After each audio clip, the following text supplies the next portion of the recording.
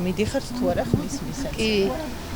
კი მივდივარ. იმიტომ რომ ხმების მეტი რაოდენობა დაგროვდეს, რომ გაიმარჯვოს წესიერმა მთავრობამ და პარლამენტის ხალხმა, რა ვიცი, რომელიც უკეთესი იქნება.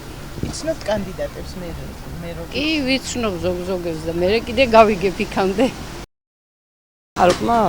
ხალხის ხმამ გაიმარჯვოს. ჩვენი ხმა დავაფიქსიროთ, რომ ხალხმა გაიმარჯვოს.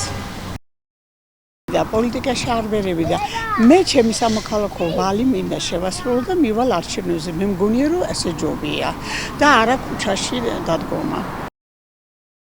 არა, არც ვაპირებ. ზოგადად მიიღებ თუ არა მონაწილეობა? ნუ რა თქმა უნდა.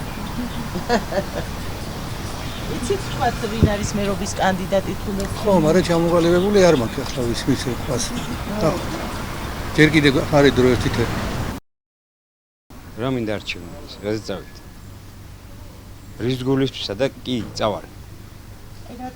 რატომ და იმიტომ რომ დადიან სოფელი ეხვეწებიან, აი რომ ბავშვი რომ ეხვეწება ქუჩაში რომ 20 კაპიკი მომეციო, მაგრამ ეგრე არიან ეგენი. მოვარჩევნები, ვაუ მას გავაკეთებთ, ამასა გავიხედავთ არაფერი არ აკეთებ. რა უნდა აკეთო? გორის მერობის კანდიდატებს თუ ვიცი?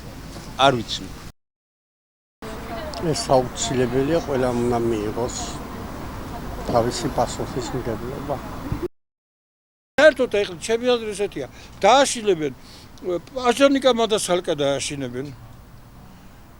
რკინიგზა სალკე დააშინებენ, ეთქვია რომ დახსნით ყველასა უფროსობასა. სამანტყოფოებს დააშინებენ, თავარ ექიმებსა და საერთოდ რაც სტრუქტურა არის, ყველას დააშინებენ.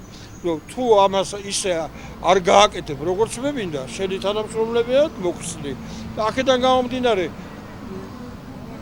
დიდი კოზირი აქვს რა, შიშის სინდრომი.